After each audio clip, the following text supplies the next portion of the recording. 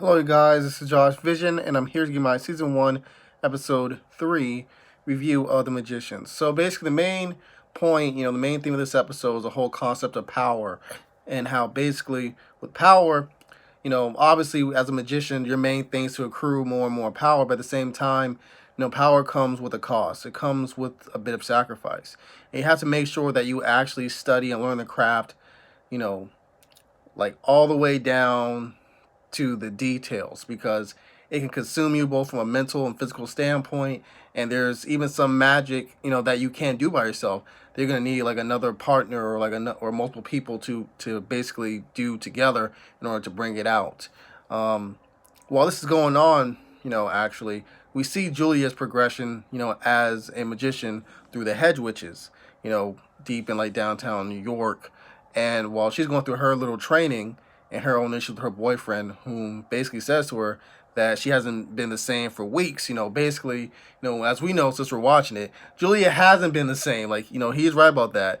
Basically from the time she got kicked out of break builds, the failed exam, and she's been trying to find a purpose. So as we know for the last episode, she's found her purpose with the Hedge Witches. Learning all these little these magical spells and so on and so forth, and becoming a better magician. But her problem is she has to learn balance, or what is more important to her, her boyfriend and her regular life, or being a magician. So this cuts us to basically Quentin and Alice, in which basically in their class they have to go through some type of like magical like affinity test to see where their talents lie. So with Alice, her talent lies in light bending, and with Quentin they couldn't find it. So he has to wait till like next year to find out what his true affinity is.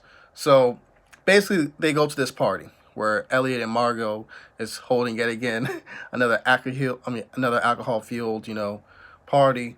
And Quentin and Alice talks more about, her brother, and basically trying to find another way to bring him, back from whatever dimension, he's from, because she feels as though he's still like around somewhere, not dead. So I think Alice even goes towards trying to find a way, trying to ask Margot actually if she knew her brother, since her brother is classed like 5, 6 years ago.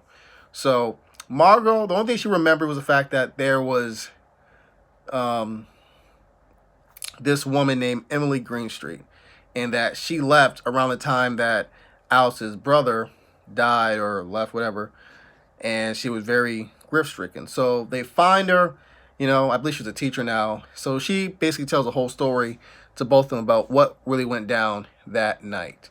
So basically, Emily Greenstreet, she had an affair with their professor, or one of the professors of the college, and he ended the affair, and she was all in her feelings about it. So she decided to do a spell in which it'll make her more attractive. She failed miserably. And Charlie, being one of her close friends, and being a good guy, and want to help her out, try to do some type of spell to basically, get rid of whatever the freak she did to her. Whatever the spell did to her face, essentially. But what happened was, like everything went bad, and he became a Niffin, I believe, it was like some type of like blue gray ghost, something along those lines. So that's basically why he basically died, or some sort of went to another dimension, blah blah blah, crap like that. It's all Emily's fault. So she's obviously still 6 years later extremely like sad about, and feels extreme guilt, and she begs for Alice's forgiveness, and Alice basically forgives her. So that connects to what happened also early in the episode, because I believe there was this like pond or something called the Wave Pond, or some type of fountain, no, wave fountain or something like that, in which it's supposed to be enchanted or something, a place where the psychics will go to or kill themselves, something along them lines, and that's where Quentin and Alice, went to look at, early in the episode. But it connects, because later, after Alice's conversation with, Emily Greenstreet, her and Quentin talk about trying to bring her brother back, since she knows where her brother quote unquote died, basically by that little fountain, that big, fountain. And she's been doing research, so much research, and she even had a Niffin box. And I believe she was going to do some type of transfusion or something to bring him back. And Quentin was against the whole idea to begin with, but he went along with her. But he brought the Niffen box, just in case, which proved crucial later on. So before we get into that, let's talk about Quinton and Elliot having to go find a really important book. I believe volume 1 book. That Quentin said that he couldn't lose, or the college would be really pissed off at him. But he was able to get volume 2. And I believe volume 1 and 2 were mates. It's a really wacky story, but very important. So they find essentially that the book is all about with the hedge witches. And that was the book that Kay gave Marina last episode. So that's when the reunion of Julia and Quentin happens. And Quentin is pissed off that Julia is even doing magic with these clowns, essentially, like the hedge witches, which are basically kind of outlaws of the magic, the magic university community, stuff like that. So they have this really intense argument, which kind of is basically kind of the same like the first episode, in which Quentin's very like chastising towards Julia about her trying to do this and that with magic since she failed, the exam. And he doesn't understand why she just can't accept the fact that she lost for once. And she's trying to explain to him, listen, I can accept it, but I really want to, I like magic ever since I was younger, just like you. And then we have Quentin revealing the fact that he's pissed off at her, not just because of her always feeling, or at least him feeling that she always thought she was better than him. He also goes into detail about the fact that he was pissed at the fact that he loved her, and he feels though she knew he loved her. And still, she chose James over him. Which, when you look at her reaction, I don't think she thought that Quentin loved her like that. At least, 98%. I think there was a little bit that probably did, but, come on. It's 98% to 1%. Either way, you could tell she was very, kind of cut off guard by that revelation. And she wanted to say something I thought was very powerful.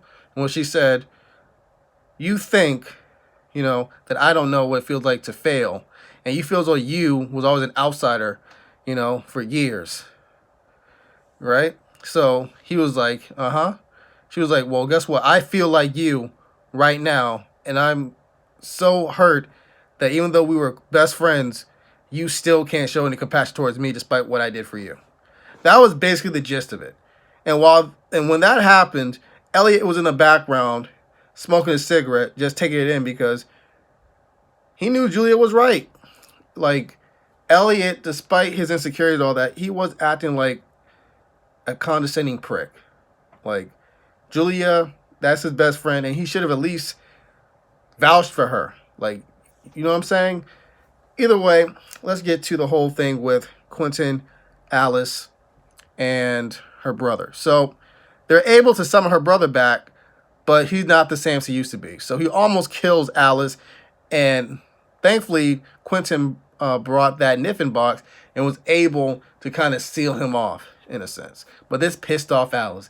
Alice was so enraged at the fact that Quentin did that, even though it took her 5-6 years to find her brother, get him back to the real realm and all that stuff. And even though Quentin was right for saving her and him, saving himself, whatever, from her brother, who's no longer her brother, he's just like a carbon copy in a sense. She's pissed and she decides to leave the college, the university. So before we end this review, let's talk about Penny. So Penny basically was sent to some type of yoga class in order to control his psychic abilities. It turns out he got so relaxed that he found himself in freaking India or Japan or something after a few minutes of meditation. So he's picked up by the dean and Professor Sutherland, and it's revealed that basically he's not really a psychic. He's a rare breed. He's a traveler, and that if he masters, or if he's proficient at it, once he learns to learn the craft, whatever, that he'll be able to go to any place on the earth. But if he completely masters it, he can go between worlds. And the dean tells him, listen, you're going to study this, and you're going to do the best you can. And then some. Got it? And then Penny's kind of teed off. He's like, yo, you're not going to tell me what to do. And then the dean takes off his shades. And we see, really kind of a gruesome sight of his eyes being reattached, you know, and all that stuff with little veins and shit. It was weird and kind of creepy.